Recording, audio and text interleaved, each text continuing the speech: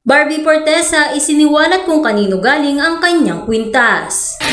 Hello guys, this is your Chikadora Pinas. Please subscribe and hit the notification button for more showbiz updates. Trending at viral ngayon sa social media ang kapansing-pansing kwintas na suot ni Barbie Fortesa. Ano nga ba misteryong bumabalot dito? Yan ang ating tutuklasin kaya panoodin at alamin ang buong detalye. Ngunit bago tayo magpatuloy, nais ko lamang ibahagi sa inyo ang mga komento ng masusugid na taga-subaybay at tagahanga ni David Laycauco at Barbie Fortesa. From Olive Durupan Villas, happy ako sa inyo mga anak. Barda, happy feel ko kayo. Makita ko lang kayong masaya ay sobrang saya ko na. From Lori Mojica, you must be close to David or Barbie. Salamat naman nakakakuha kami ng totoong ganap off-cam sa Barda couple. Thanks sa magagandang content from both of them.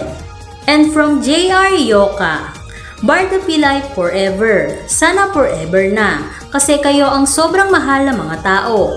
Wish you more blessing and projects to both of you. At eto na nga mga kachikadora at mga Kabarda Nations fans, atin ang talakayin ng buong detalye at nakalap na impormasyon ng aming napakahusay na source na laging una sa mga latest news. Tanong ng mga netizen, ano nga bang misteryong bumabalot sa kwintas na suot ni Barbie Fortesa? Nang mga nakaraang araw nga ay nagpost si Miss Barbie Fortesa sa kanyang Instagram account.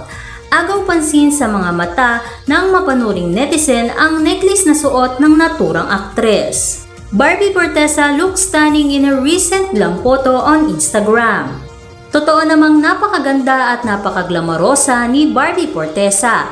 Umani ng mga papuri at mga positibong komento mula sa mga netizen at mga tagahanga, saying her beautiful she looks.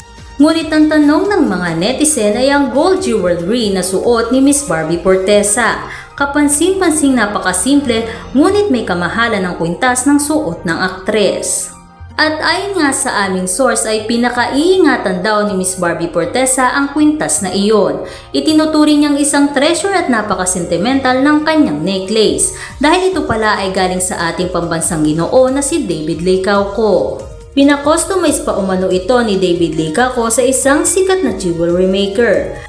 Ayun naman pala kaya napakahalaga at pinakaiingatan ito ni Barbie Fortesa ay dahil napaka-meaningful ng kwintas na ibinigay ni David Laycauco. Sigurado akong marami na namang matutuwa at kikiligin na tagahanga ni Barbie Fortesa at David Laycauco o mas kilala sa tambalang Barda.